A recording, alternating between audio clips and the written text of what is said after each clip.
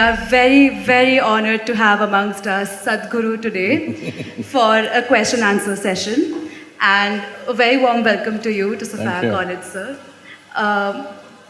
If you would like to address the audience. Yes, can I say a few words before the questions?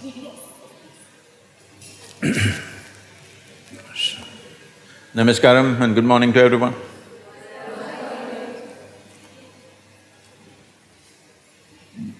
This youth and truth, how it came about and why, is in the last 37 years, wherever I go, this has been a constant refrain that thousands of people keep telling me the same thing. Sadhguru, when I was 20, where were you? You came when I'm 60 and what is the use now? You should have come when I was 20, I would have lived a completely different life. This has been a constant refrain by thousands of people. So I thought I will step out and meet all those people who are below 25 years of age in this country and also in the rest of the world, so that they don't complain later on. What we call as life is just a certain combination of time and energy. Certain amount of life energy, certain amount of time. Most people do not pay attention to this. In Tamil language, are they Tamil people? Only two, huh? Okay. Oh. In Tamil language, for death, the word for death is kalamaittanga. That means their time got over. It's a perfect description. Just time gets over. As we sit here, our time is running out, isn't it? Hello? Is it not running out? It is ticking away. It doesn't matter how young, how old, what you're doing, what you're not doing, whether you're awake or you're asleep. For all of us, time is running out all the time. You can't roll it back, you can't stop it, it's just going away. So the only other ingredient that we have, which we could manage and make something else out of, is the energy, the life energy. Most youth do not understand this when they're young, that the segment of life that we call as youth is the time of your life when your energies are at your peak. Whole lot of people think that's how it's going to be all life. It's not going to be like that. You just have to pay attention to older people, how much trouble they're having with their energies to keep it up. So, this is just one segment of life when your energies are at their best.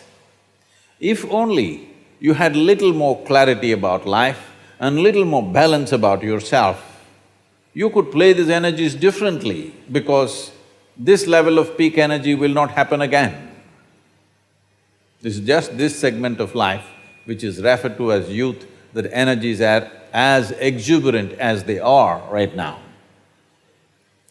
So bringing clarity and balance means, essentially, if you have more clarity and balance, the time is running away for all of us. But if we manage our energies well, what somebody does in 100 years, another person does in 10 years. That means if you live to be 100, other people think you lived for 1,000 years because of the impact of your life. And above all, every human being has a certain genius about themselves. I feel, tell me if my percentage is wrong, I feel in my perception, I feel not even 1% of humanity manages to unfold their genius. They will never find the necessary ambience around them or within them so that they can unfold their genius.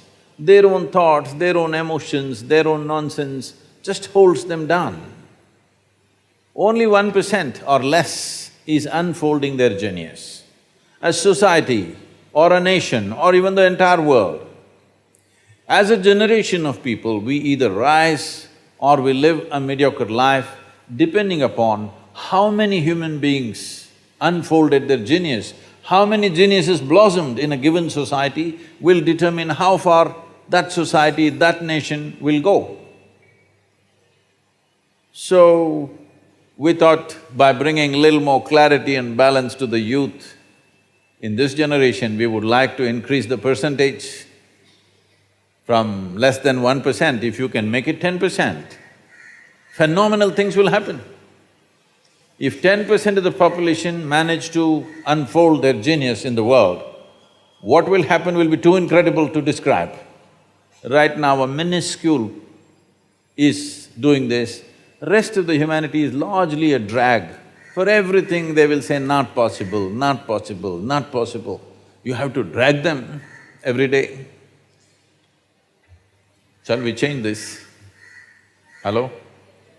This is your life, this is your time on the planet. Yes? As a generation of people, this is our time on the planet. I want to make sure our time on the planet is the best time ever till now. Are you with me? Yes. Oh. I want to see some more life with a yes? Yes. Okay, please. With your permission, Sadhguru, we'll begin with our question-answer session. My first question is, how do we become more inclusive of diversity in the society?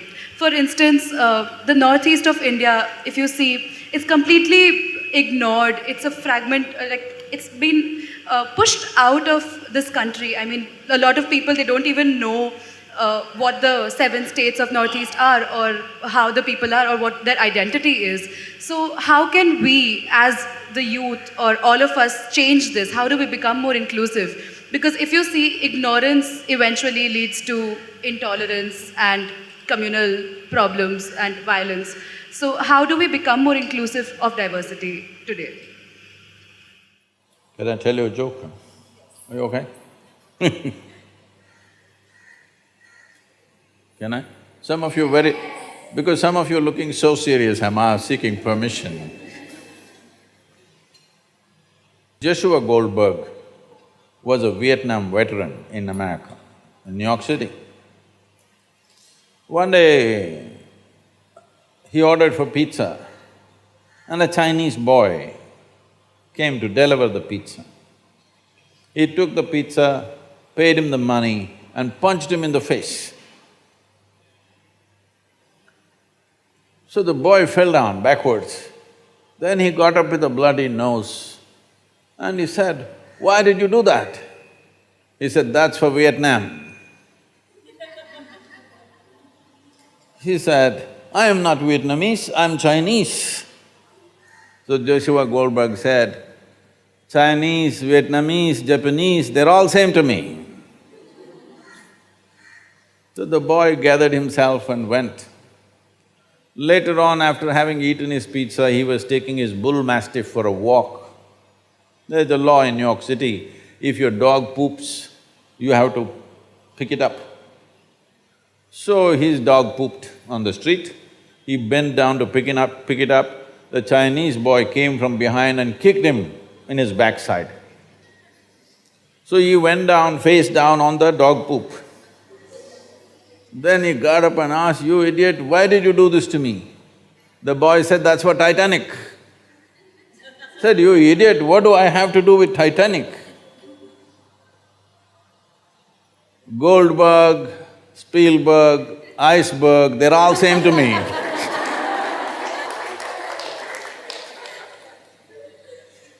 So, every difference that we have, you and me look different, we are not able to enjoy the difference.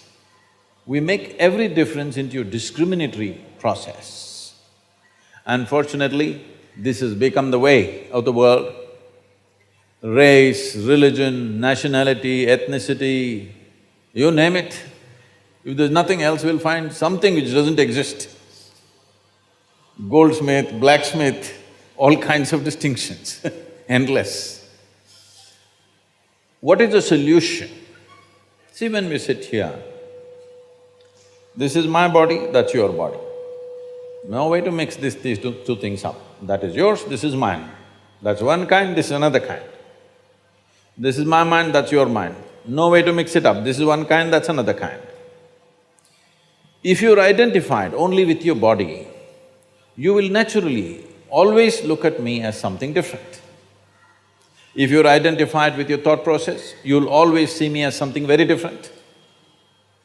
But there is no such thing as my life and your life. This life is same. This body can never be the same. This mind will never be the same. But this is a living cosmos. I captured this much life, you captured that much life, that's all. It's like, did you girls blow soap bubbles when you were younger or you still do? You still blowing bubbles? Now, if you blew your bubble came this big, my bubble came this big. Oh, big bubble, small bubble, but poof, it went. Now we are not saying this is my air, this is your air, isn't it? Yes or no? Fundamental life process, the identity with fundamental life process has not happened. We've gotten identified with the surface. The moment you identified with your body, you're a female, I'm a male. Gender is acting like two separate species in the world right now. Yes? Gender, badly people need each other. In spite of that, they're acting like they're separate species. Every small thing that is said, boom, it blows up because we are too much identified either with our body or with our thought process, our beliefs, ideologies. What we need is a deeper identity. Can I take a couple of minutes? In yoga, we look at human mind as 16 parts. We can make this into 4 categories. These 4 dimensions of mind are referred to as buddhi, ahankara, manas and chitta. Buddhi means the intellect. Your intellect, do you want it sharp or dull? You must choose right now, I'm going to bless you. Sharp. So it's a cutting instrument, it's like a knife. Knife should be used for certain things only. If you use knife to do everything, then none of you girls are like this, I'm just looking for one of you.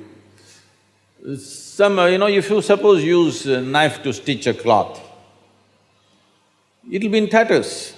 Sometimes I'm wondering these days, your denims, maybe you're using a knife to stitch. And not you, you're good.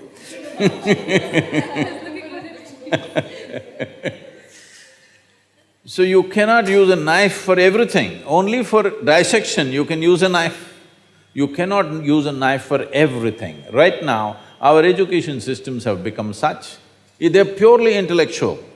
The other dimensions of human intelligence are not even explored. Everything is intellectual. So all we are doing is dissect things, dissect things, dissect things. With this we will know certain things. Suppose I really want to know you, shall I dissect you? If I dissect you, I will know the condition of your heart, liver, kidney, spleen, everything, but you will be gone. Maybe by embracing you, I may know you, but by dissecting you, I will not know you, isn't it? This is what we are doing with intellect, we are constantly trying to dissect everything because our entire education system is focused just on the intellect. The next dimension is called ahankara. People generally think ahankara means ego. No, ahankara means identity. Depending upon what you're identified with, accordingly your intellect will function that way.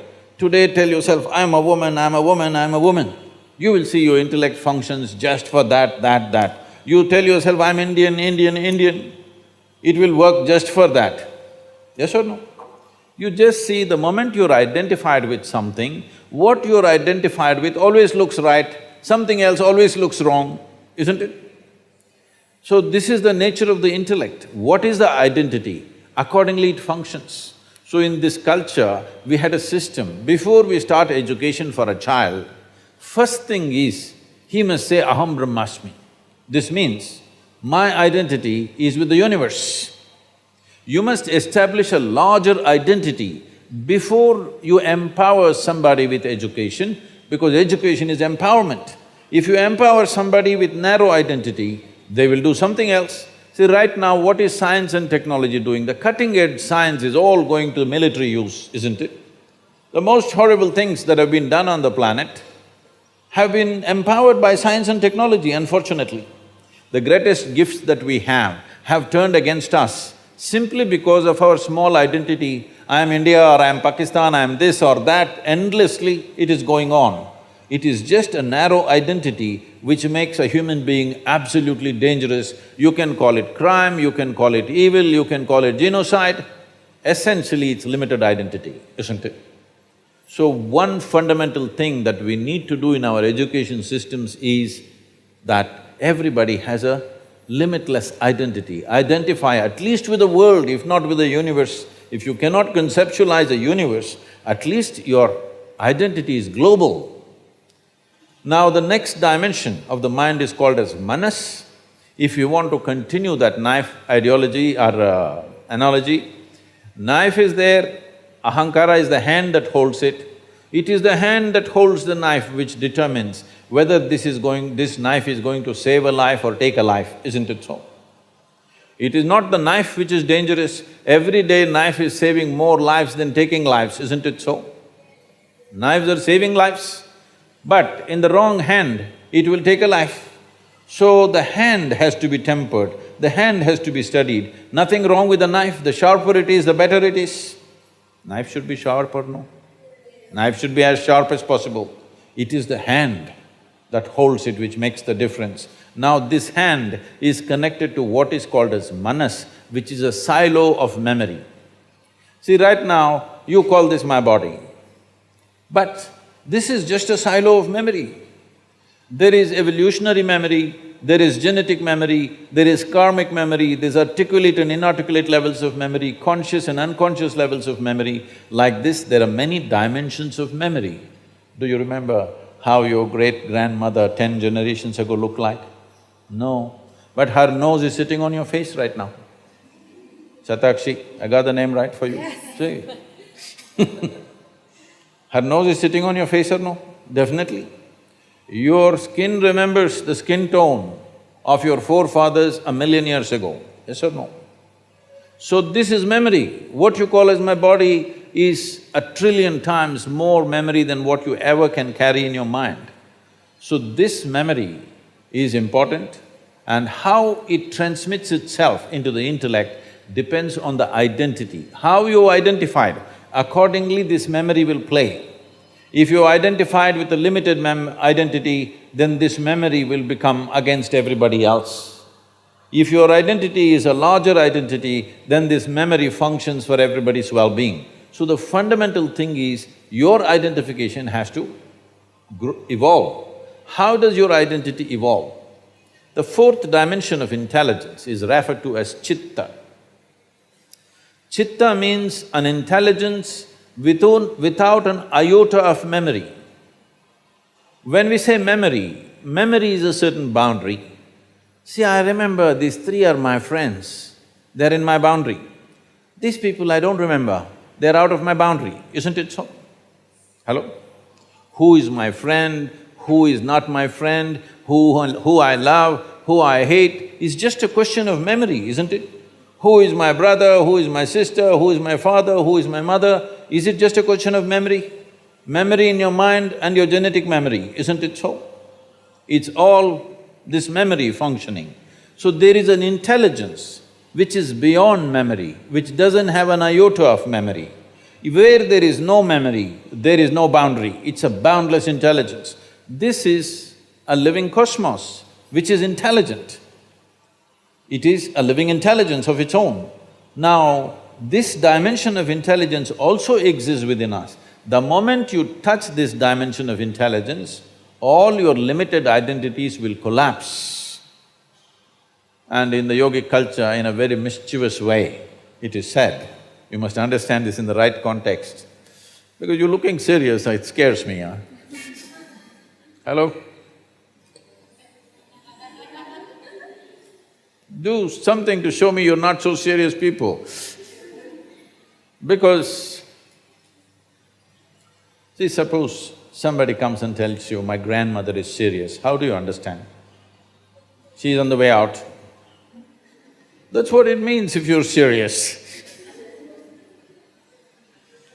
So in the yogic culture it is said, if you touch your chitta, if you touch an intelligence beyond memory, they say, God will become your slave. Whatever you wish, it just happens for you, because you're not stuck in the framework of memory anymore, your intelligence. So, if we want an unprejudiced world, genuinely unprejudiced world, because today people who call themselves, people who seem to be fighting all the time for somebody, they are highly prejudiced too, in a different way, in a reverse way. This is not going to help. Pushing one injustice against another injustice is not an answer. It is not an answer for the well-being of this world. It is important that your experience of life is beyond the limitations of the boundaries of your memory, which means your body, your mind, your intellect. Beyond that, you have an experience. If your experience of life transcends the limitations of your physical nature, then we use this most corrupted word rather, a highly corrupted word called spirituality. This is what spirituality means. Spirituality doesn't mean looking up, looking down, going to heaven, no. Spiritual process means your experience of life has crossed the limitations of your physical nature. It's only because of physical body there is a clear-cut boundary between you and me, isn't it? Yes or no? Suppose you didn't have a body and I didn't have a body, we would be all over the place, isn't it? Yes or no? So, because of our identifications with physical forms, I am different, you're different. Now this difference slowly matures into discrimination. Sorry, did it answer your question?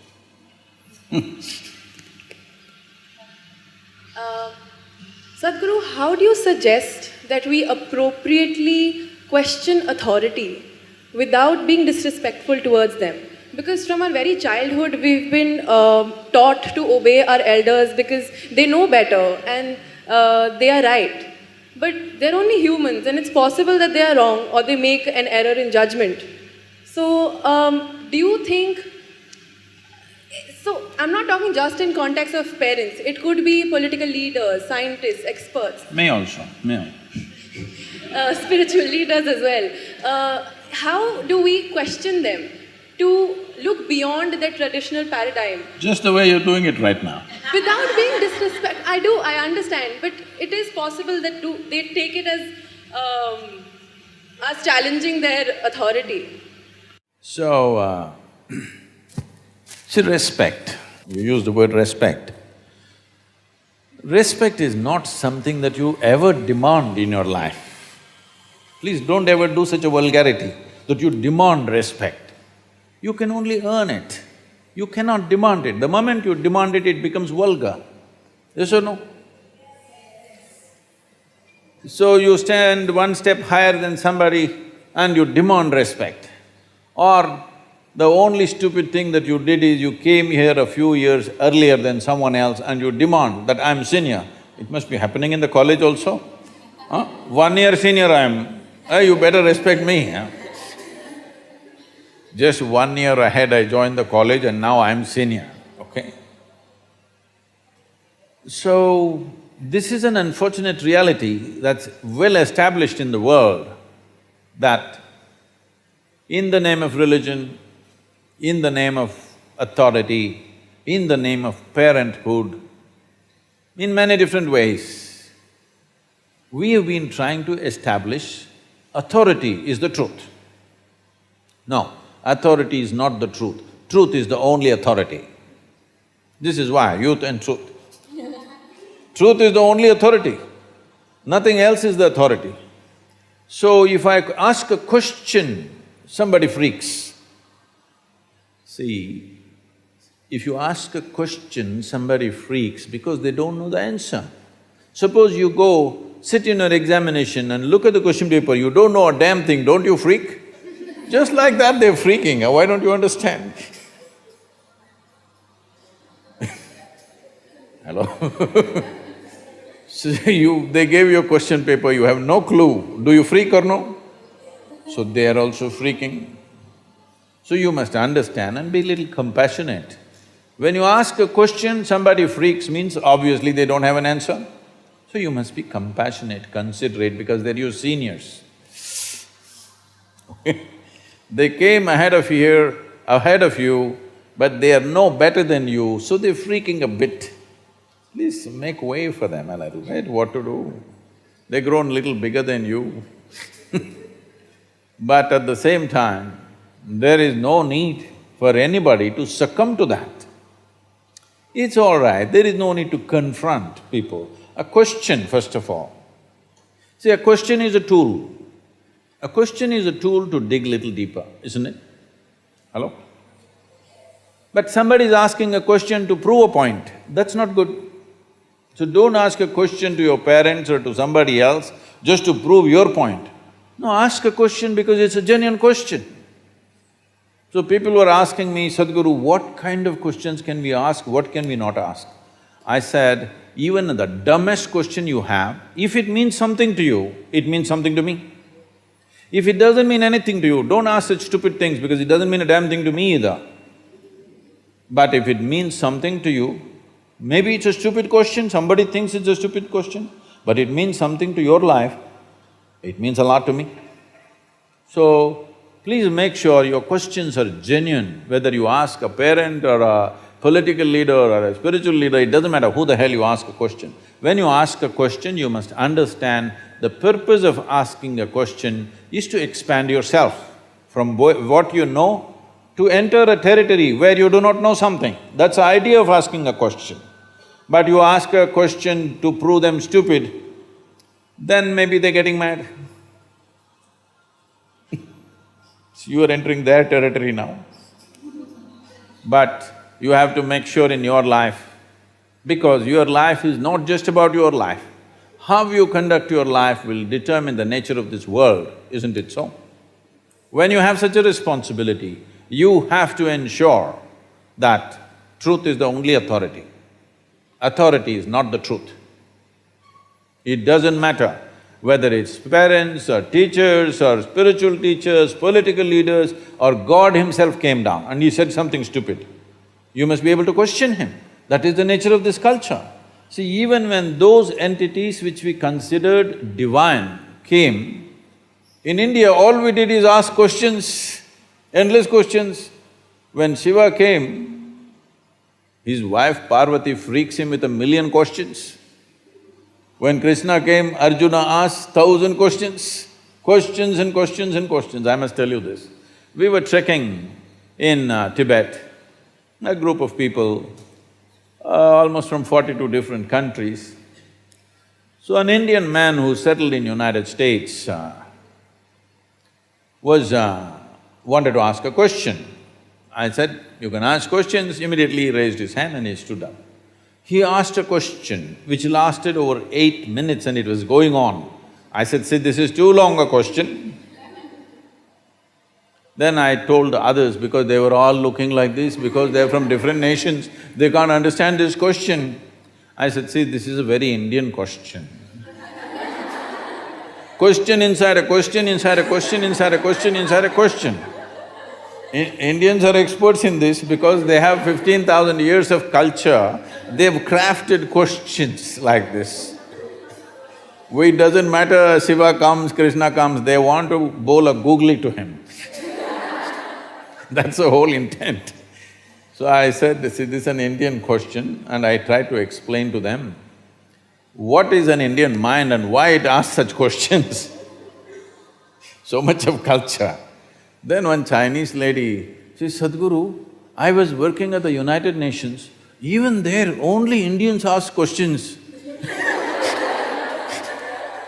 We never ask questions, only the Indians were asking questions all the time. I said, that is India. Please. Sadhguru, my next question for you is, why can't one husband be with multiple women and one woman or a wife can be with multiple husbands in today's society among consenting adults? And what impact do these people have when they're involved in such relationships? Well, there are many aspects. So historically, you know, there has been a Draupadi who had 5 husbands, all right? This has been a matriarchal society where in many parts of the country, even today in some parts of the country, it's still practiced that 5 brothers are married to one woman. These things were done at a certain time when the social situations were such. Or men were married to many more, more than one woman. This was mainly because men died more often than women. Today, both men and women are outside, both may get killed, that's different. But at that time, largely women stayed home because she was continuously pregnant. From the age of 14 to 45, 50, she's almost all the time either she's pregnant or she has a young child. This is how life used to be. So because of that, she stayed home and she took care of the property and the agriculture and stuff. Man went out to do business or for war or something else, he went out. So men always died more often. So generally, in most societies in the past, the number of men was much less than the number of women, always. This has been the state all across the world. So naturally, when so many women were there, they needed care and they needed support in the society, and those days a woman could not exist by herself.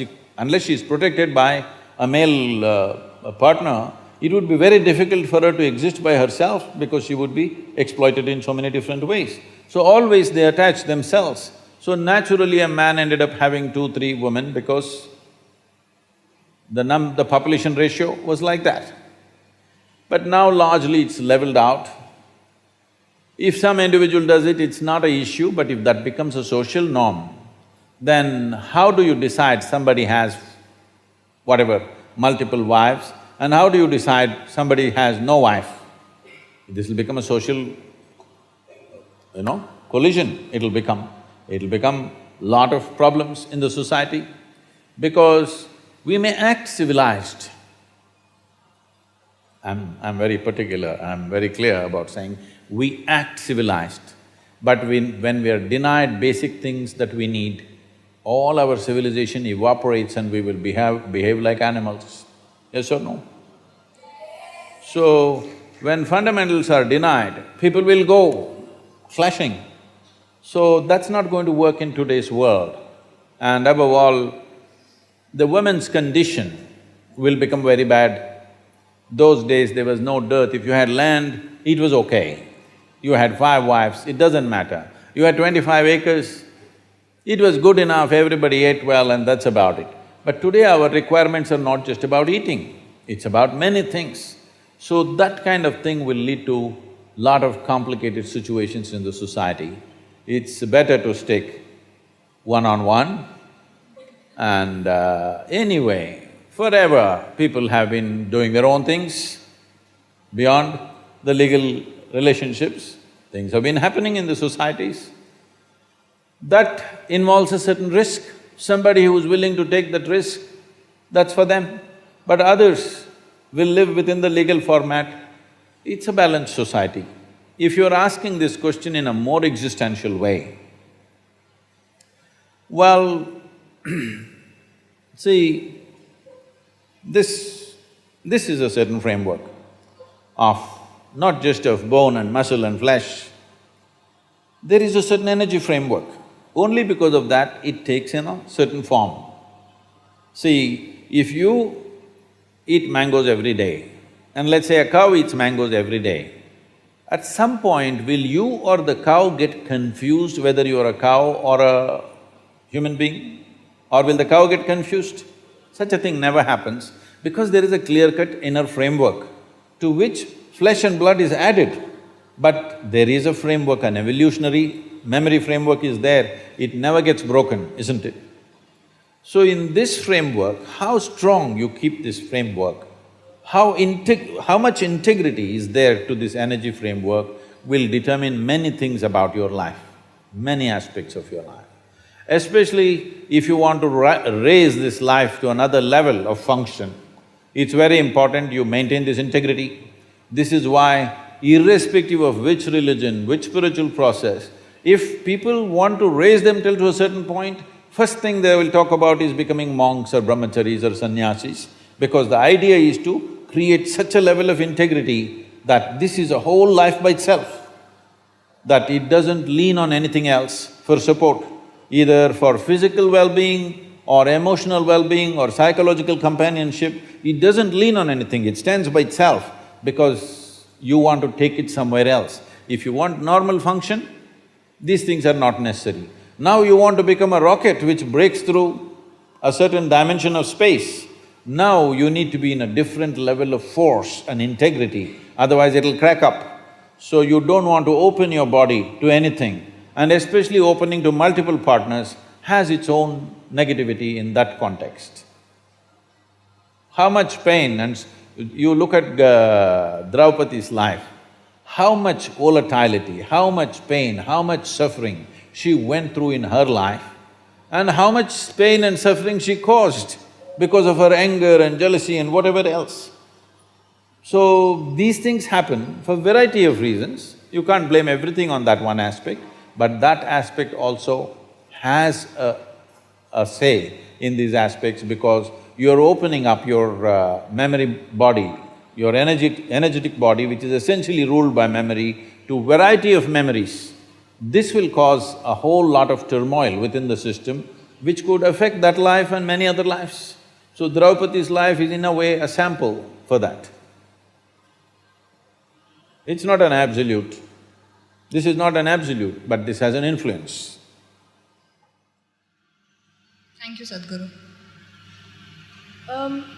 We see that people who want to have children but are unable to conceive one themselves invest a lot of time, energy and money into fertility treatments when there are so many kids around the world who are waiting to be adopted. I understand that adoption is not the cure for infertility. It is though the cure for childlessness. So if the purpose is to rear a child, have a child, love a child, provide a home, why not just adopt a child who's already waiting for a home and to be loved?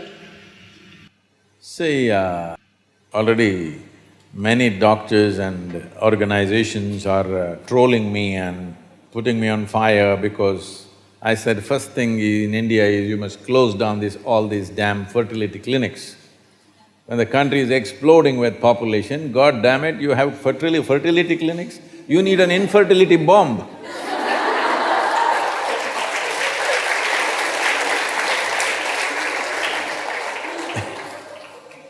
So because I said this, I'm in a lot of trouble. Now you try drawing me into more trouble. Yes, this problem again goes back to the first question. This is because you're so horribly identified with your own biology.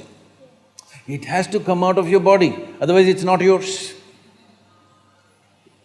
It is such a gross way of existence. Unless it comes out of my body, it doesn't belong to me. Well, you're married to a man or a woman, they didn't come out of your body. No, but our bodies are meeting, that's why. See, the identity has become so grossly biological, unless in some way it's biological interaction, it is not really a relationship. In fact, today, everybody, all of you have picked up these words from America. It just used to surprise me, but now that is the usage. If somebody says, I have a relationship, you are supposed to understand that they have a sexual relationship. Well, I have a relationship with you sitting here. This need not be body-based, yes or no? We're looking at each other, do we have a relationship or no? But why only body-based relationships are relationships? Isn't this a relationship? Hello? Your relationship with biology, leave it, your parents, your brothers, your sisters, leave that. Your friend, is this not a relationship? Huh? Your milkman who comes and pours milk and makes your life going today, is this not a relationship? Isn't your taxi driver a relationship, I'm asking? No, you're not supposed to say that. If you say relationship, people will assume you're sleeping with them. Yes, unfortunate, isn't it? Relationships are of many kinds. Human beings can form varieties of relationships. But right now, unfortunately, we think only if bodies come together or only if something comes out of this body, it's a relationship worthwhile. Other things are not relationships. No, we have to change this language because this is causing a lot of, pain to people because body is the front end. See, body is the front end for every other creature on this planet. The only reason this creature is dominating this planet is not because we have the best body. You're not comparable to an elephant or a tiger or anything for that matter, you're not even as good as a buffalo. Yes, in terms of strength and physical prowess, you're nowhere comparable. This is dominant because of its intelligence, this is dominant because of its consciousness. But right now, we are creating a world where your biology is the front end of your life. This has to change. Because the biology is the front end of your life, you think your child means it has to come through you. Not that natural childbearing process is a bad thing. It is just that if you were a tiger, if you were a tigress, I would say please go to the fertility clinic soon. Because, it's becoming extinct, huh? Their numbers are dwindling and they may disappear. But human beings, huh? Just too many. We are nice, but we're too many, aren't we? Hello? We're just too many. In the beginning of 20th century, we were just 1.6 billion people. Today we are 7.6 billion people. In 100 years, over 4 times. But in India, of course, we do better than others. 1947, we were 33 crores. Today we are 127 crores. 70 years. Well, this is not just because of excessive reproduction, because our life expectancy has improved. In 47, our life expectancy was only 28 years of age. Today, it's reached somewhere around 66, which is a phenomenal achievement for the nation. It's great. But what I'm asking is, if you postpone death, should you also not postpone birth? Hello? This is not a philosophy, this is not ideology, this is simple arithmetic. Yes, this is simple arithmetic. If this many people were exiting, you are in a college right now, this year how many people exit, that many people they will admit, isn't it? Doesn't that work for the globe also, for the planet also? This many people exited, so this many people should come in. If you say this, you think, are you doing animal husbandry with us? Are you doing Hitler's business? This is what… oh, this is Nazi talk. Well, you multiply unconsciously, nature will do it in a very cruel way one day. Yes? If we don't consciously take steps as human beings, nature will do it one day in a very cruel manner. And that cruelty won't come like bang like that, it happens slowly. Crushing happens slowly. Already it's happening. Farmers are committing suicide, students are committing suicide, all kinds of people are doing all kinds of things. Why?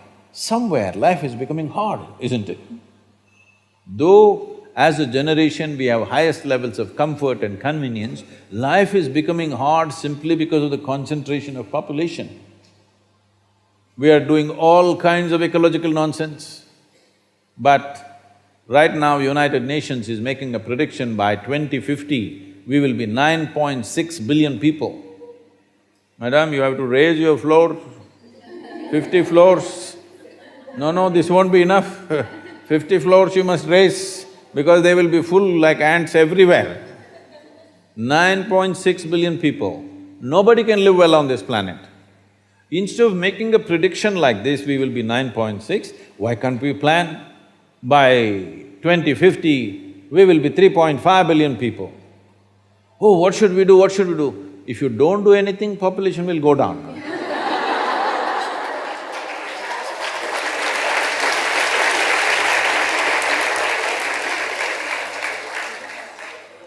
My next question to you, Sadhguru, is when something bad happens to somebody and we know that it's always on their conscience, they're thinking about it a lot of times, but eventually there comes a point where they are ready to let it go.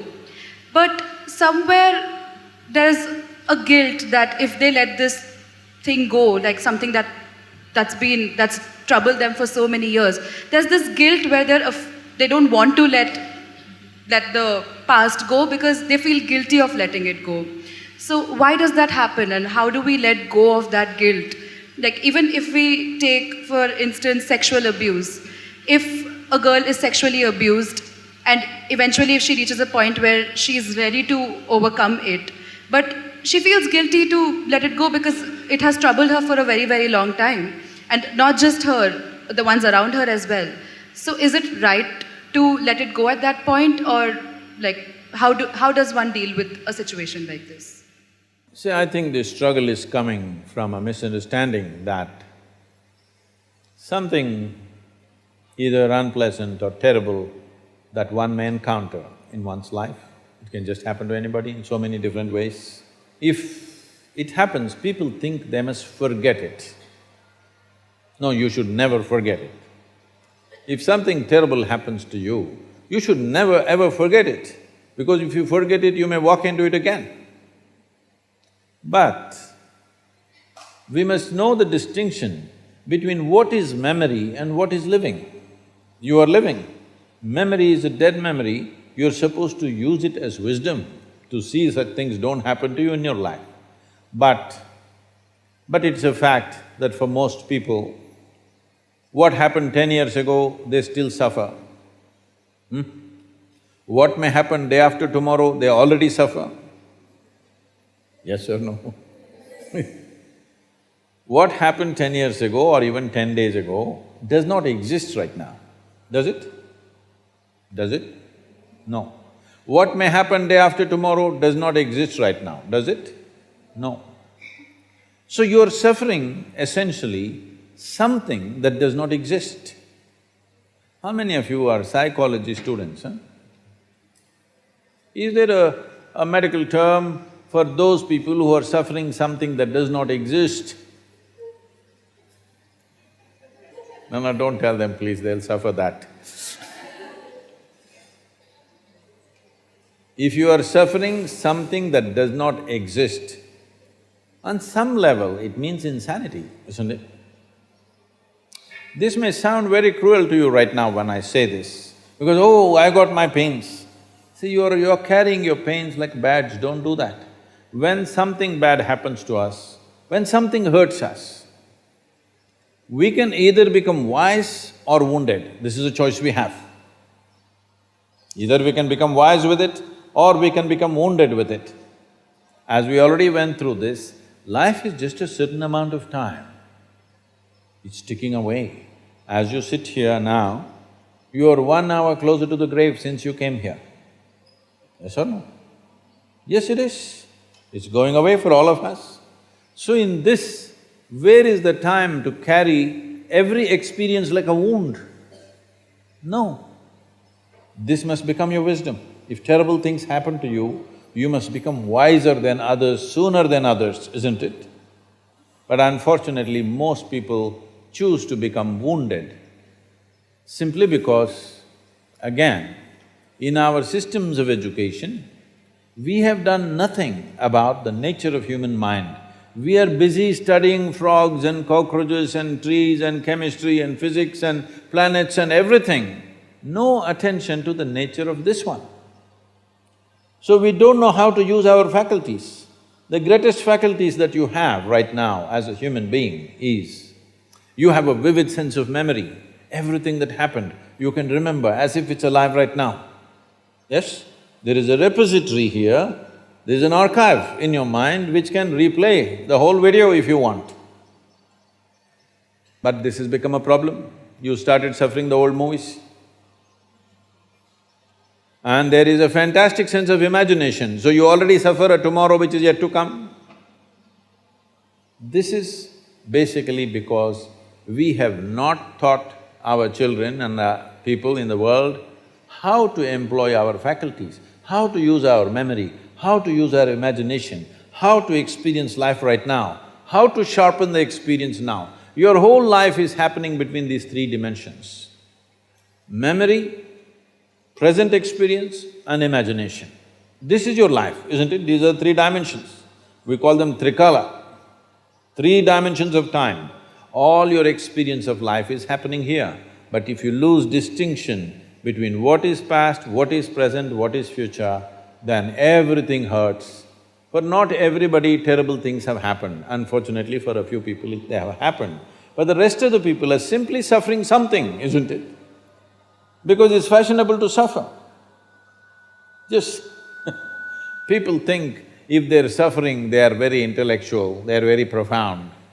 No, it's just stupid because you're suffering something that doesn't exist. You're not suffering what's happening right now. You're suffering what happened yesterday, and you're suffering something that may happen tomorrow already. So this madness has been encouraged simply because we never train people how to use their faculties. Do you agree with me that this human machine that you carry and I carry, this is the most sophisticated machine on the planet? Hello? Have you read the user's manual? User's manual, have you read? No. When are you going to read it? On the last day? If you get a phone, if you buy a phone, should you read the user's manual in the first 3 days or after 3 years when you're discarding the phone? Earliest, isn't it? Within the first day you must read, then only you can use this phone well. The same goes for this. If you do not understand the nature of what this is, how will you put this to use? It is consuming you, your own intelligence is consuming you. You can call it stress, anxiety, pain, suffering, whatever. Essentially, your intelligence is turned against you, that's all the reality is. If your intelligence was working for you, taking instructions from you, you would keep yourself blissed out, wouldn't you? Hello? Your intelligence is turned against you. Why has your intelligence turned against you? That's what you need to look at, not about carrying these stupid things that have happened which should not have happened as badges in our life. This may get a lot of women against me.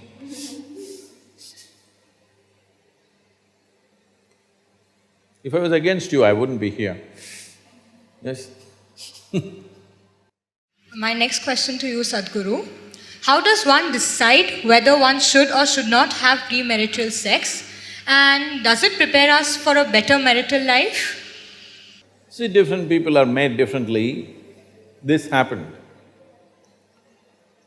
There was a little turtle, baby turtle. With great difficulty, it climbed up a tree, went and sat on the edge of a branch and jumped, fell flat on the ground. Again, it took another 24 hours for it to slowly climb, get to that branch, again jump, again fell flat. Like this, day after day it was doing. Then there were two birds in the opposite tree, they were sitting there, and among themselves they shook their head and said, "I think it's time we tell him he's adopted."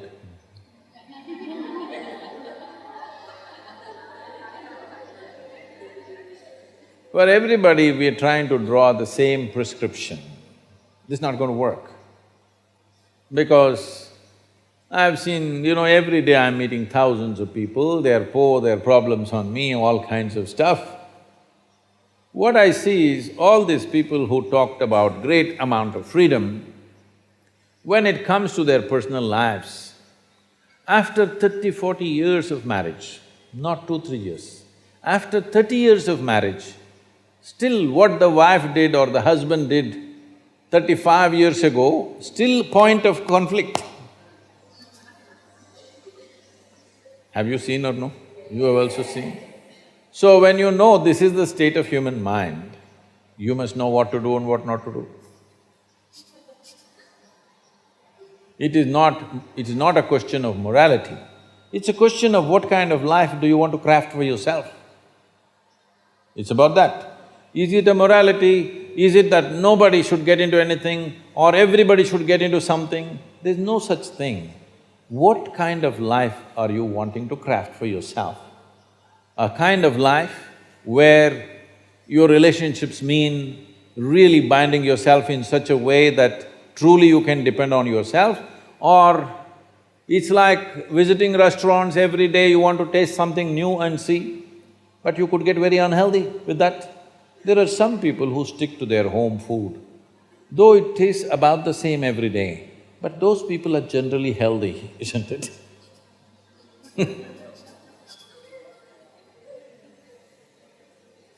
This is not… I'm not trying to teach you a moral class. I'm not a moral class person, But these kind of things are happening in the society, people are trying to draw prescriptions. Everybody must do this, otherwise you're no good, or everybody should not do it, otherwise you're no good.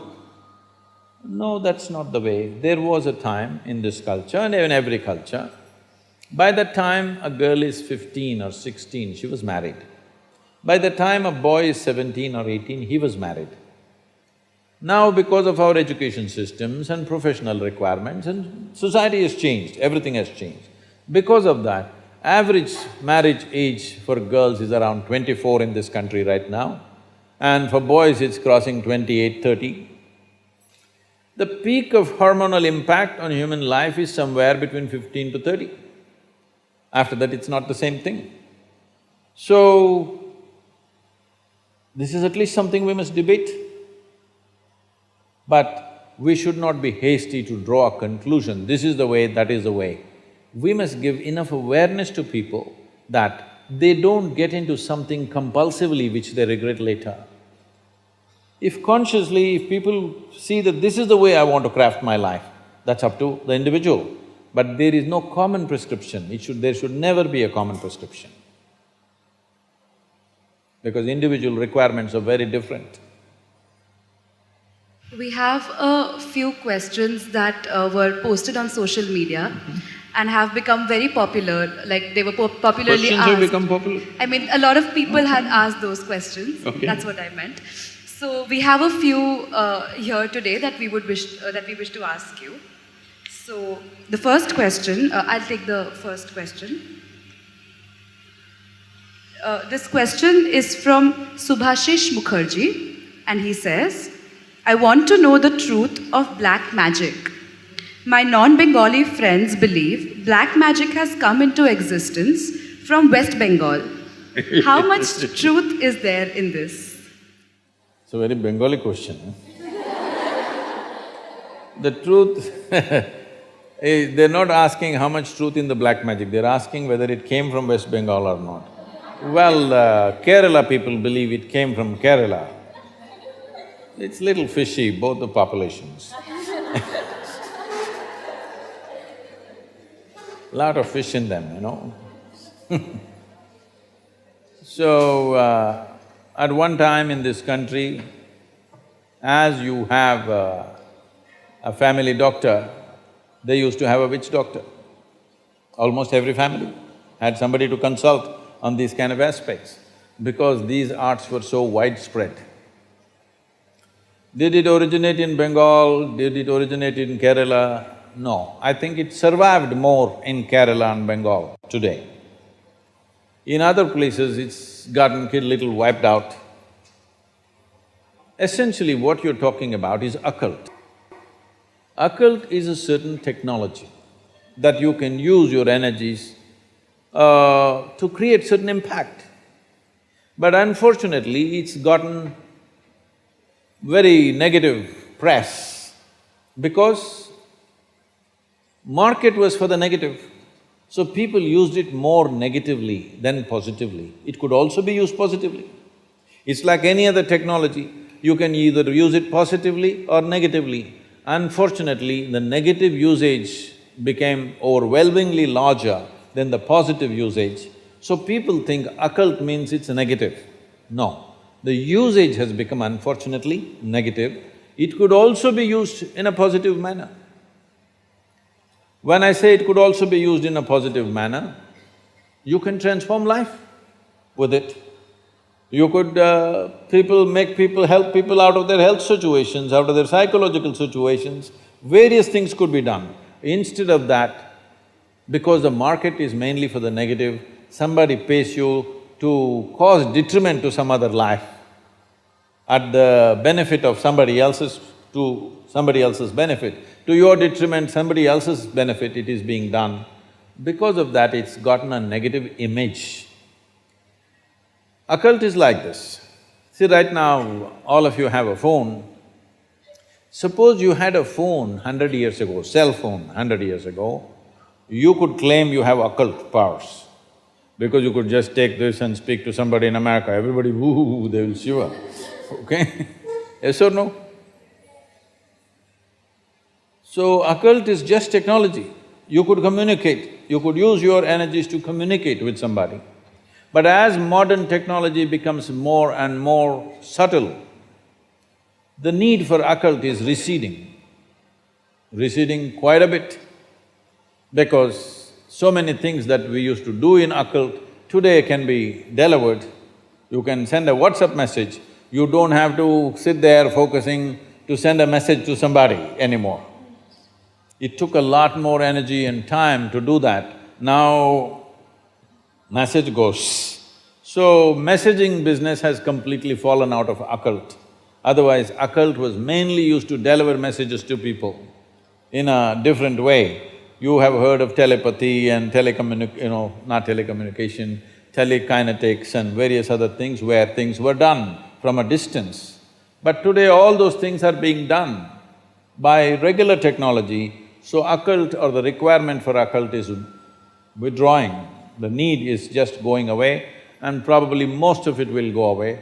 There are a few things that one could do, but above all, if we created a society that whatever is given to you, you will use it in a positive way, occult can be a tremendous possibility, as technology can be tremendous possibility.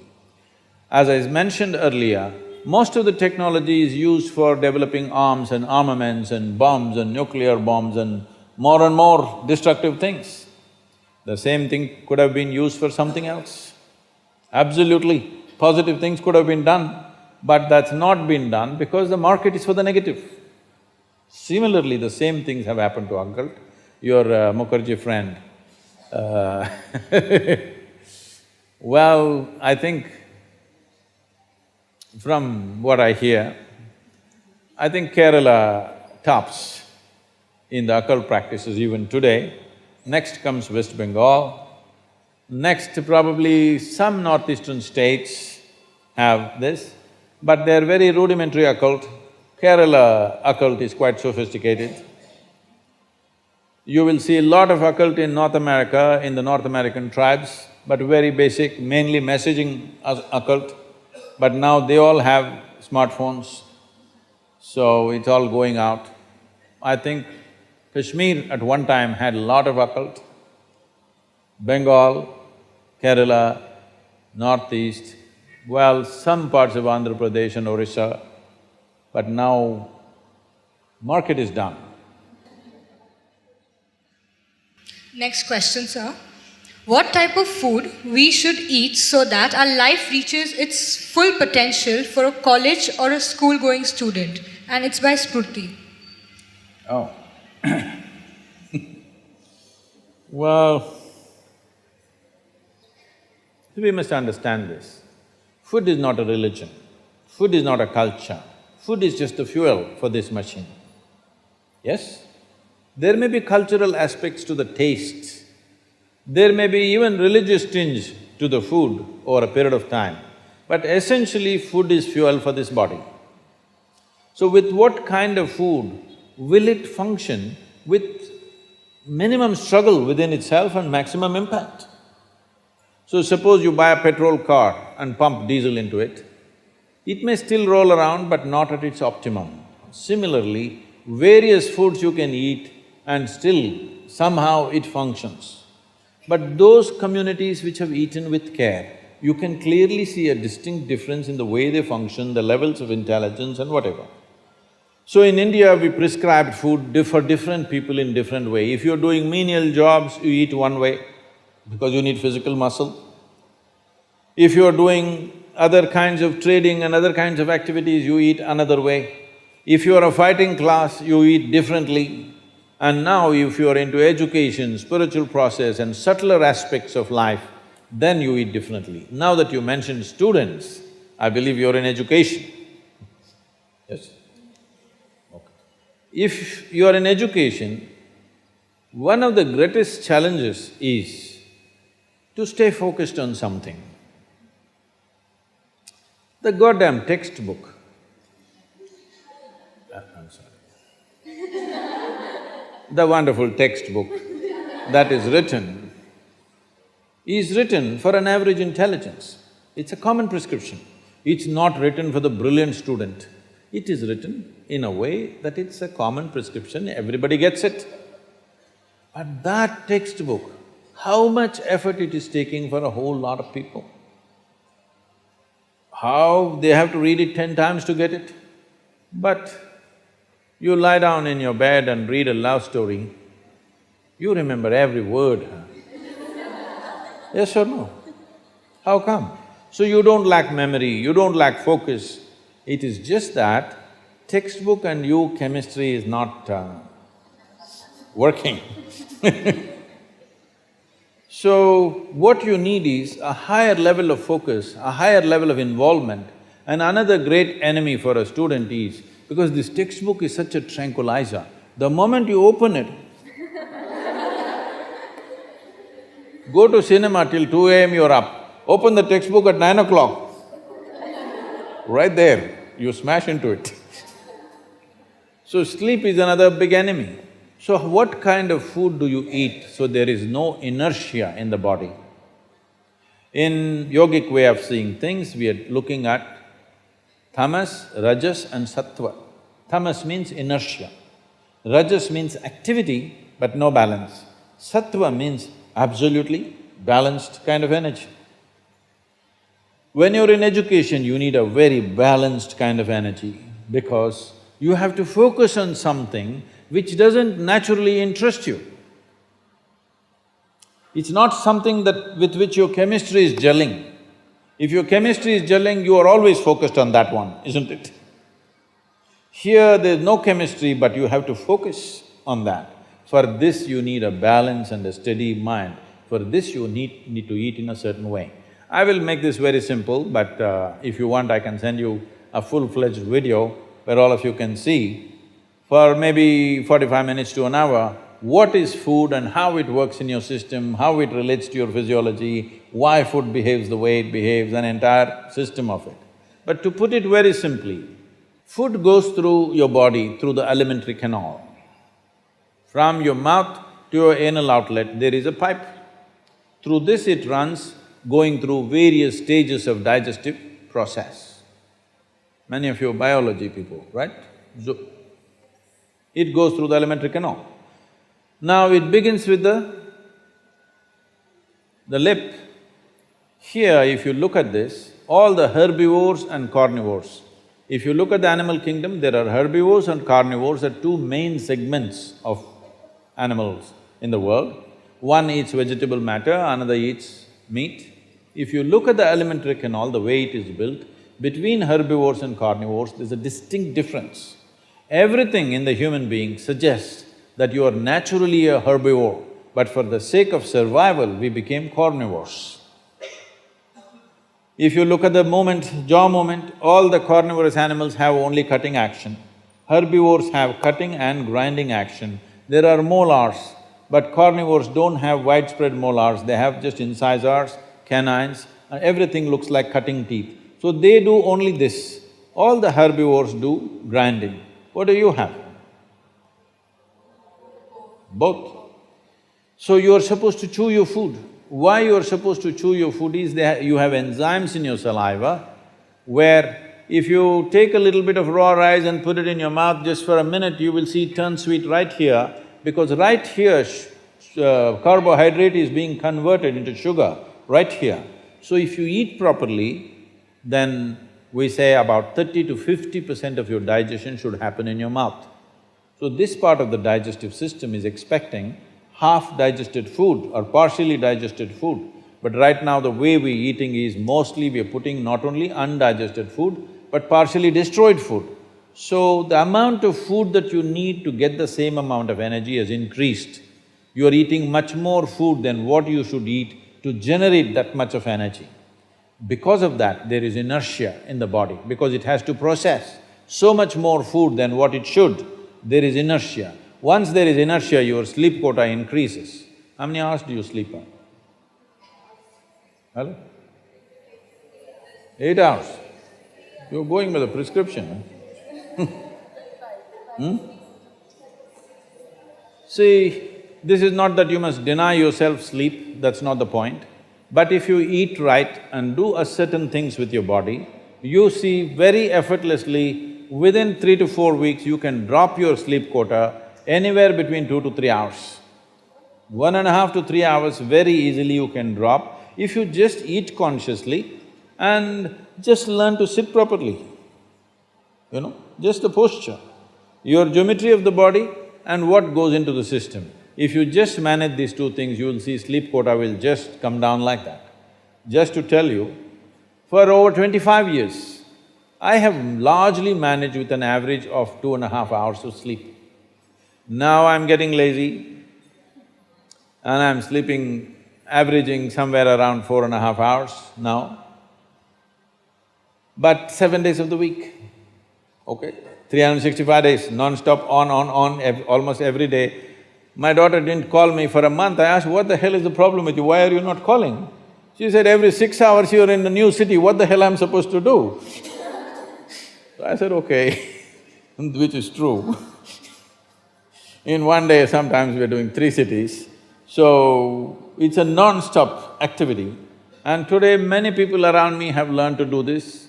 Over 100, 150 people around me are doing this kind of activity, averaging 4 hours sleep and 7 days of the week, they're on, all the time. And they are not irritated, they are not frustrated, they're joyful and they're wonderful. Why this is this? There are many aspects to this, but one important aspect is food, how you eat. Not only what you eat, how you eat is also very important, because food is a live thing.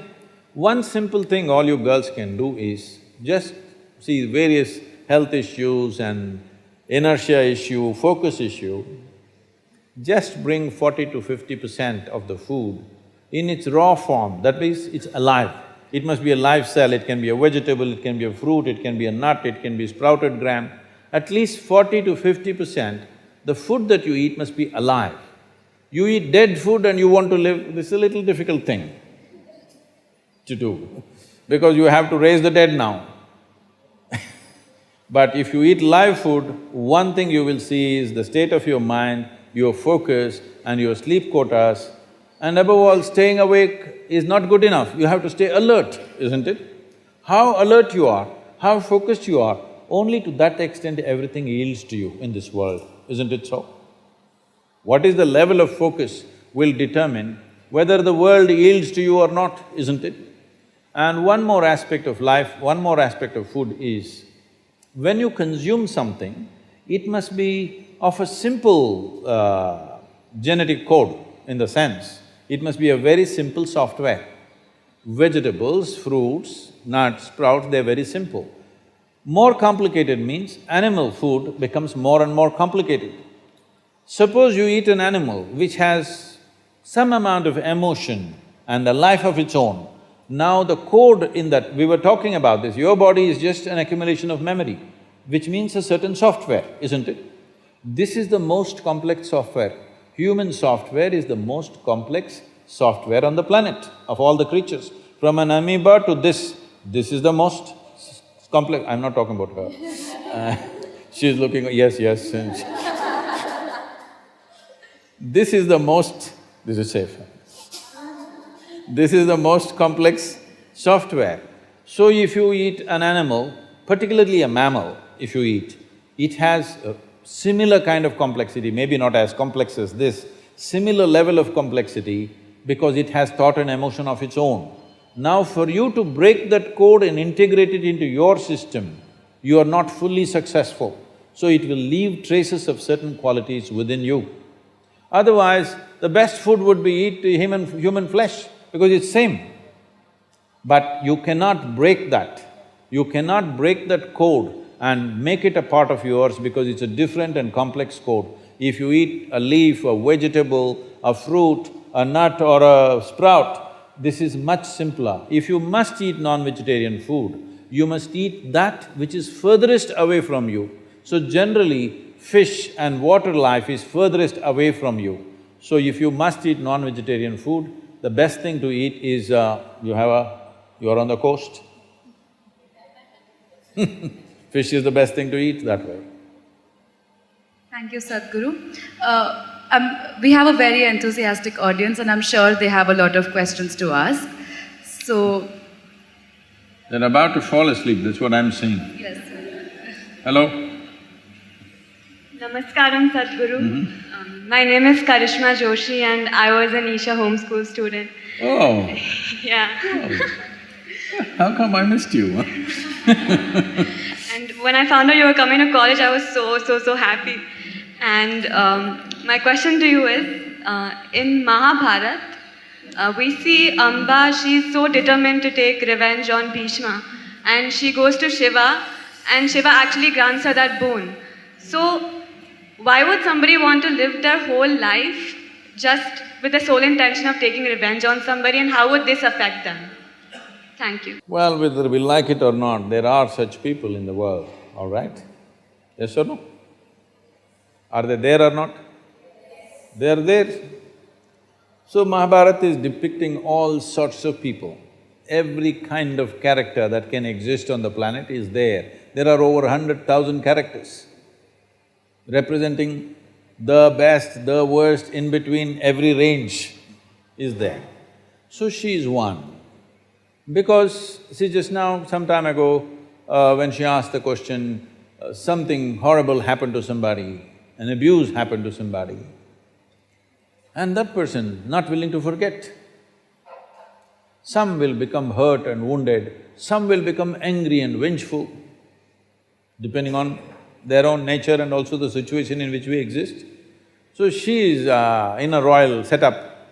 Here, vengeance is considered honor.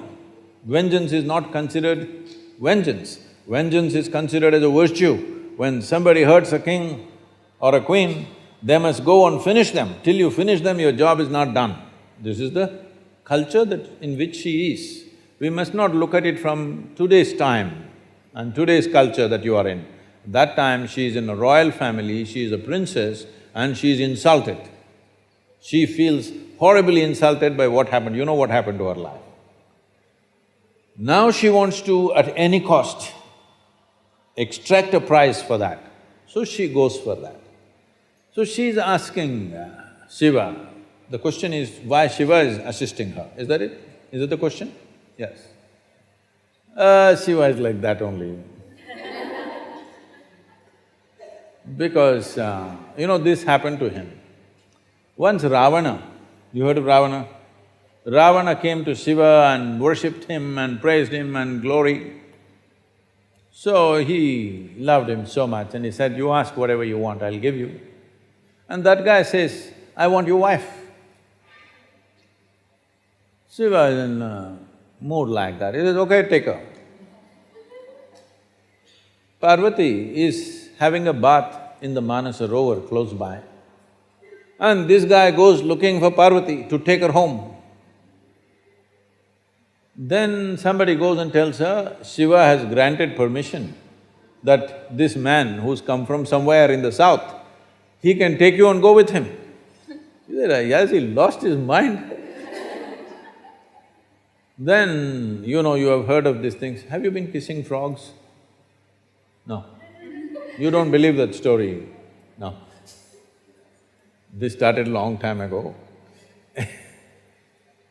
So Parvati took a frog and made this frog into a beautiful young woman and left her in a lake adjacent to Manasarovar, which is today called as Rakshasthal.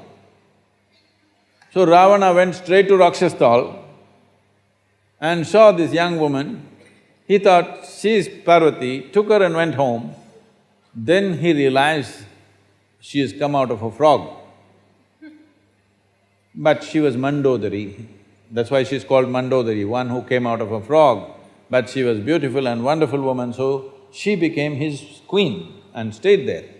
But his thing about wanting to take somebody's wife again took him to Ayodhya, you know you know all the trouble, that's another matter. But you must understand this, that which you are referring to as the highest or the divine cannot be discriminatory, isn't it? Hello?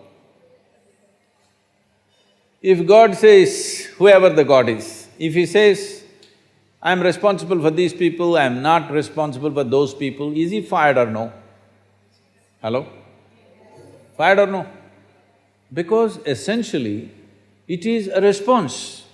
A limitless response. When something responds to everybody, if their thing is right, then we say this is divine. It only responds to me, not to you. This is not divine, this is my party, isn't it? Hello? So when Ravana, as a great devotee, he worshipped him, he said, ask whatever you want, but that guy should have civilization. But he has nothing like that. He says, I want your wife. He says, okay, take her and go. So in that context, she burns in front of Shiva and says she's doing austerities after austerities, putting herself to extreme difficulties and says, all I want is to kill this man, give me the power. I said, okay, have it.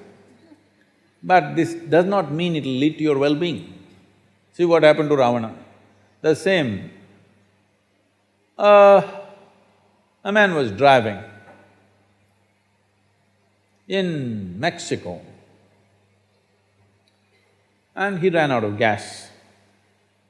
Then he walked and there he saw a local monastery where monks were living with very meager resources. He said, my car is run out of gas, do something.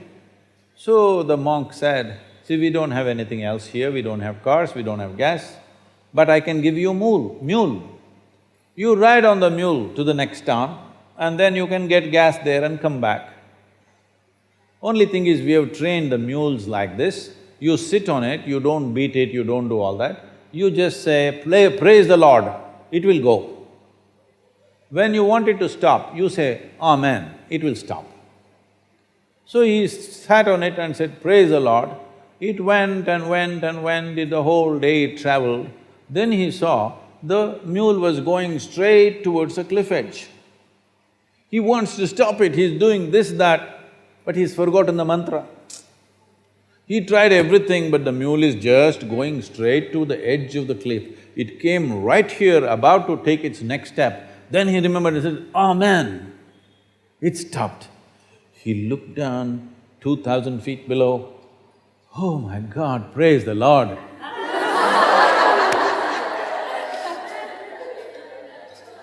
This happens, you know. Anybody, please take the microphone. Good afternoon, sir. My name is Pritika. I'm a grade 12 student. So we're studying and living in this very overly competitive world where everybody wants to be the best.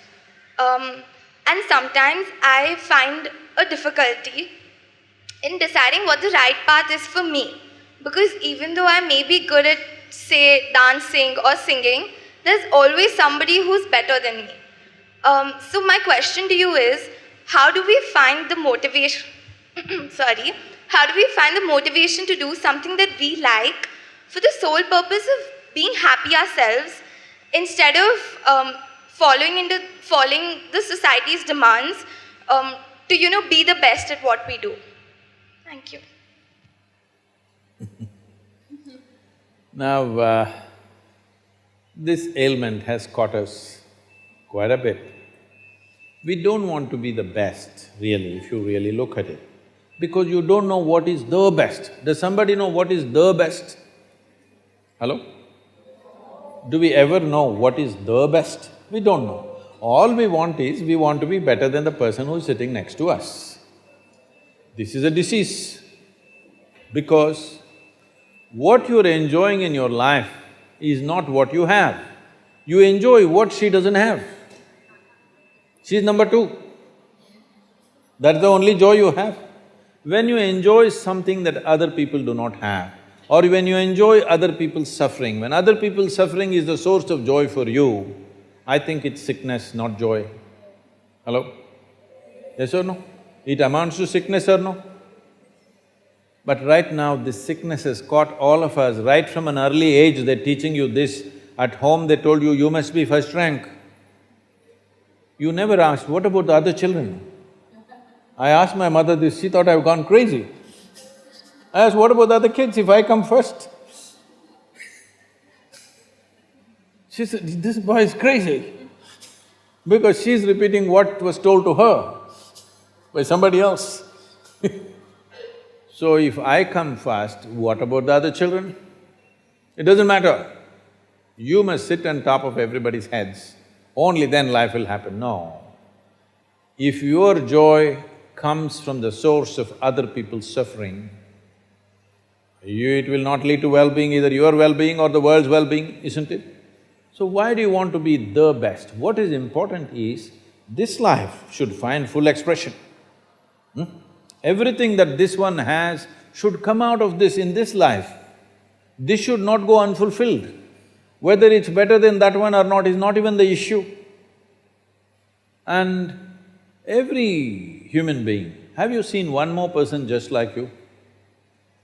How fortunate, see? There isn't another human being like you, because one more person like you on the planet would be trouble, huh? Too much. One is too much, isn't it? Two like you, 10 like you would be impossible. So, nobody is like you. The important thing is, will you unfold all the possibilities that you hold within yourself? This is all the concern should be. But right now our systems are created like this all the time, who is fast, who is best, all this rubbish. Well, competition is okay for short term. You want to run a race, okay, who's going to win? That's fine. But life is not a race. If life becomes a race, and if you want to win, you must hit the finish line first, isn't it? What does it mean, huh? You want to hit the finish line today? No. So you better not win, you'd better not be the best. So don't make life into your race. Limited sport we will play here and there, where we race with each other, just to test our grit, all right? Huh? You and me are going to race right now. Now we will race like our life depends on it for a short period of time. But if you make your entire life into your race, and if you win, you're gone.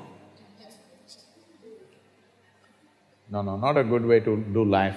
So you don't have to be the best, you just have to be the best that you can be. Everything that you can be must happen. You don't have to be better than somebody else ever, it's not necessary. And nobody can be, because every one of you is a unique being. When you're unique, is that better? Or you're one up on somebody, is that better? You are unique.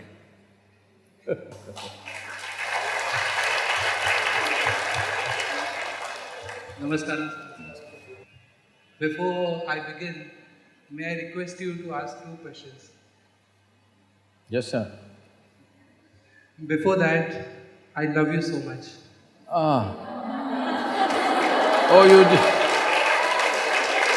Oh, he just broke my heart. Sadhguru, my first question is, I'm not able to pull out myself from the grief. Like, whenever I see a child begging on the street, girl or a boy, my conscience just keeps biting me, like, you are not doing this for them, you are not doing that for them. So, then I talk to myself saying that if I could earn unlimited, I could do so many things for them. So I don't know how to get out of this feeling. Whenever I see, I just, my legs start walking towards them. And I just spoil the mood for myself. So how to be practical, like it's too much of emotion which is disturbing me. See, there is an unfortunate reality in the world, particularly in our country, where many people have not eaten properly. A lot of children still go to bed without food in their stomach. This is a reality. But today, there is some encouraging news, because United Nations has made a study and shows in the last decade, that is from 2006 to 2016, they made a study and they said about 270 million people in the country have come out of the poverty line in the last 10 years rather, in the last decade. It's a fantastic news, isn't it? You're not saying anything, huh? In this country, where over 1.4 million children were dying of malnutrition before they become 5 years of age, has come down by nearly 430,000. Still 970,000 are dying, but we must celebrate the success, very important. Because everything needs a momentum, success needs a momentum. If you grieve over things which are bad, you will give momentum to those things which are bad. You must give momentum to those things which are solution. Don't give momentum to the problems, give momentum to the solutions that are happening. And the choice that you and me have is just this: do we want to be a part of the problem or do you want to be a part of the solution? This is all the choice we have. Now, let us say 10 people are miserable here. More than 10 faces are looking miserable. Let us say 10 people are miserable here, and because I see these 10 faces, I will also become miserable. Have I solved something or have I added to the problem? Added to the problem, now there are 11 miserable people. So it's very, very important that if we want solutions, we must go beyond our natural, reactive emotions that we have towards various things and look beyond that and see what is the solution. For that solution, we must strive continuously. Will these solutions happen immediately? No. Maybe it'll not happen in our lifetime. But are we a part of the solution? Always are we a part of the solution? Will all of you young girls take this stand in your life? You will always be a part of the solution. Hello? Always. No matter in what situation you are, whatever the situation of your life, it could be personal, it could be social, it could be national, you are always a part of the solution. You will not take sides with problems. Hello? This one thing you take in your life, you will see, you will know the joy of unfolding all your capacity. When you're part of the problem, your possibilities will not come out. When you're part of the solution, you will do things that you never imagined you could do in your life, simply because you will unfold into that possibility. So just become part of the solution. This does not mean you are the solution, no. Because there are people busy always creating new problems. If you solve one problem, they create a new problem. This happened. Can I tell you a joke? You all right? You're not too serious for that? No. A woman in Tennessee, our center in the United States is in Tennessee. So, a woman in Tennessee was marrying for the 5th time. So she was just a day away from marriage, she was having dinner with her fiancé. And she served him mushroom soup. And he took in a spoon and nice candlelight and romantic and everything.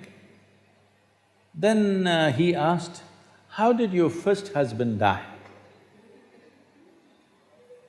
She said, "Well, he ate poison mushrooms and died."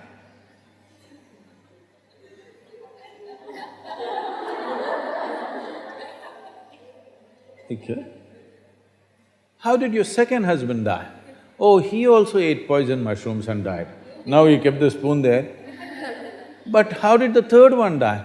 "Oh, in fact, he also ate poison mushrooms and died." Now he got terrified. He asked, "How did your fourth husband die?" "Well, he died of a broken neck because he refused to eat poison mushrooms."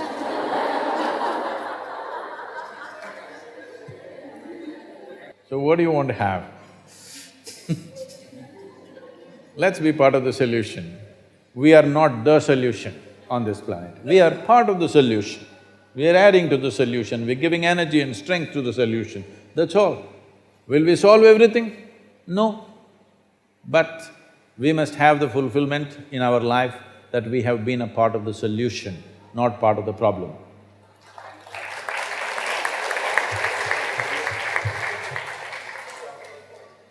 How did you fall in love with me? Social media love, is it?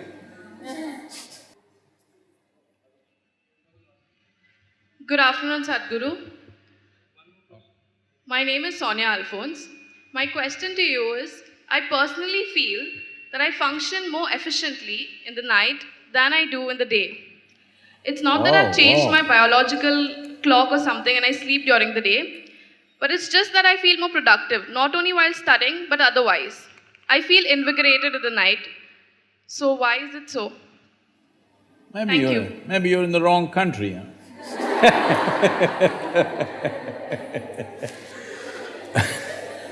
There are three types of people who do not sleep in the night. A rogi will not sleep in the night. A rogi means a sick person because he cannot sleep. A bogi will not sleep in the night. A pleasure seeker will not sleep in the night because night is conducive for him, for his kind of business. A yogi also will not sleep in the night because for him also night is very conducive. Which one are you? You can decide, I don't want to say anything about it. Why night is? See, light, we value light because our visual apparatus are made in a certain way. See, that man has an eye in his hand also.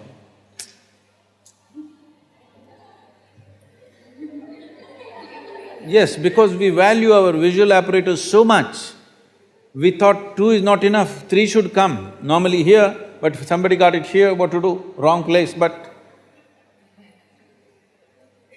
at least you can close it and open it. But we value our visual apparatus so much simply because they designed in such a way that only in light you can see. What light does to you is, it makes everything distinct. See, now because it is lit, I can see this person, this person, this person, this person, this person. Suppose lights went off and this became dark, I just see a mass of people. I don't see this person, this person, this person. So there is a certain sense of lack of boundaries in the night. So for yoga, for sexuality, for friendship, for being together, for study, for focus, for all these things, night seems to be more conducive because the difference between what is you and what is the other comes down in the night simply because our visual apparatus function like this. Where there is no light, everything merges in our experience.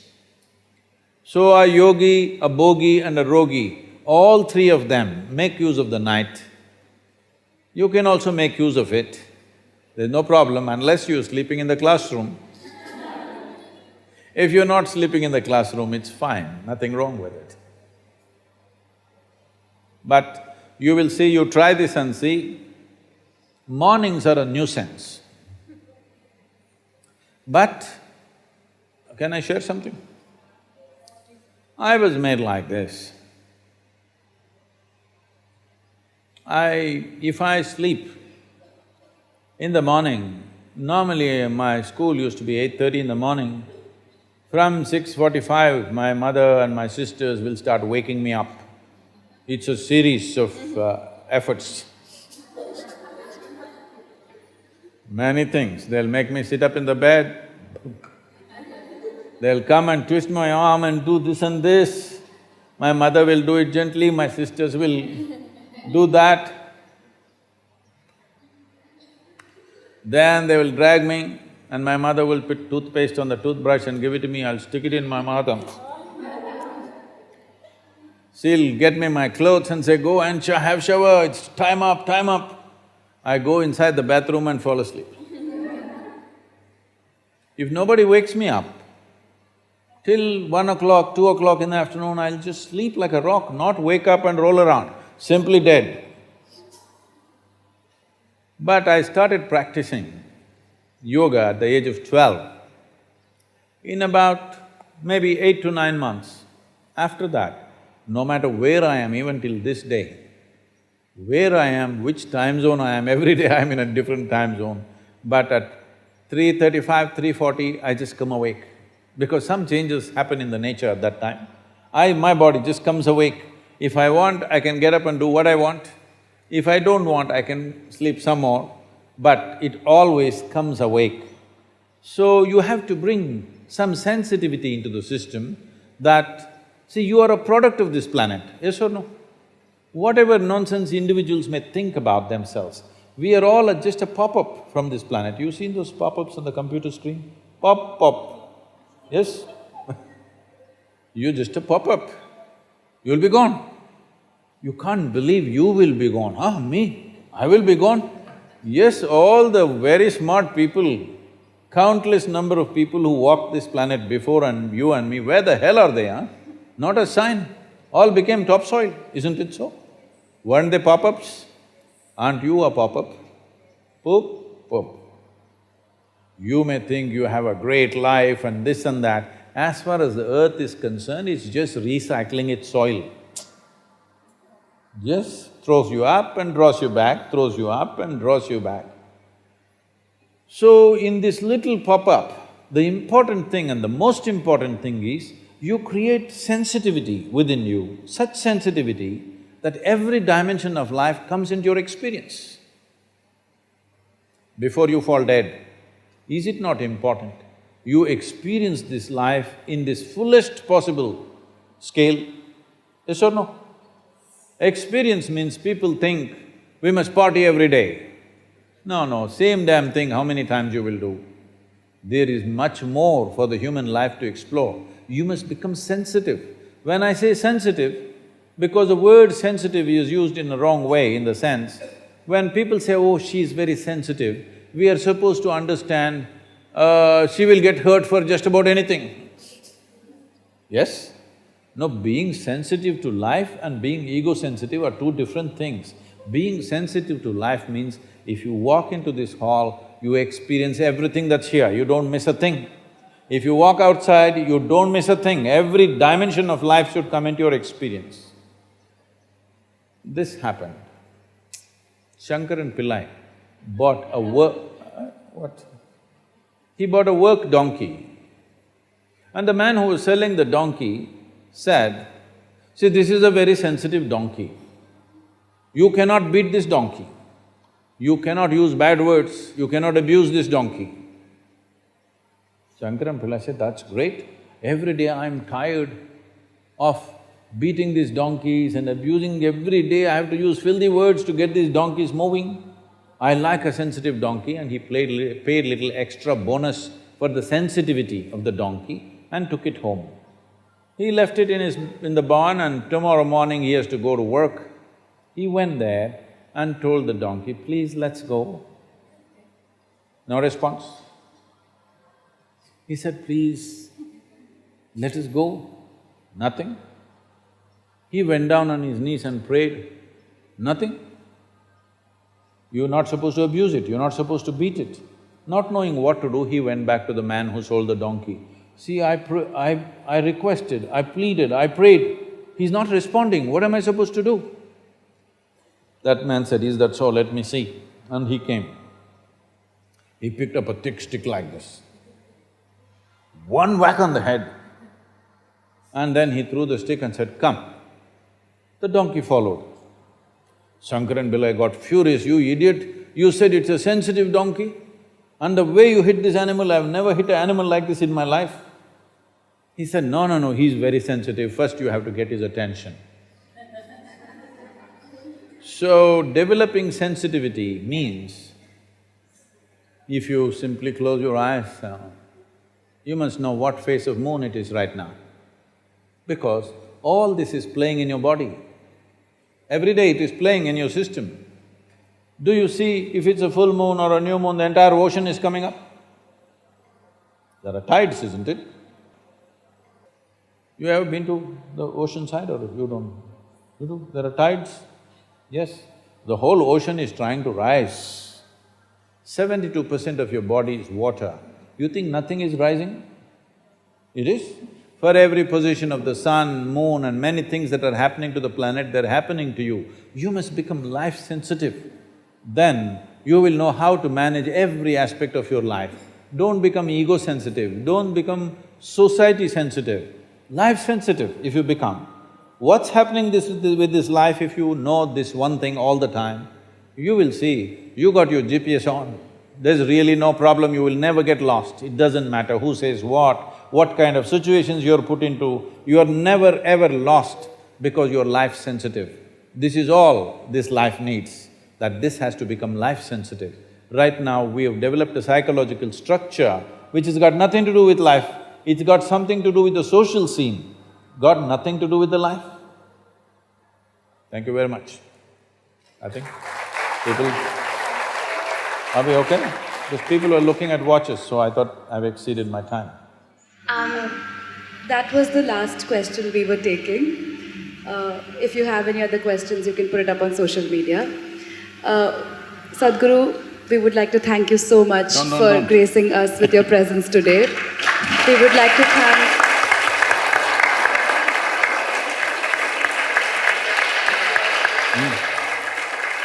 Well, I would like to say a few words. All of you young girls or women or however we refer to you, you look like girls to me. That may be because of my… See, I want you to understand, everywhere in the world, but particularly in our country, so many young women of your age in rural India, in various other levels of society, what all they're going through in terms of lack of nourishment, lack of education, abuse, all kinds of terrible things, no opportunity of any kind. All of you have come into a premier institution like this. Make this a possibility, don't get tangled up with your own thoughts, emotions and make a misery out of this life. You must become a great possibility for yourself and every other life around you. Beyond gender, beyond race and religion, even beyond nationality, just function as a human being. This education should become an empowerment to empower you to become a great human being, because without producing great human beings, we are not going to produce a great nation. May the best be with you. Thank you very much. Thank you.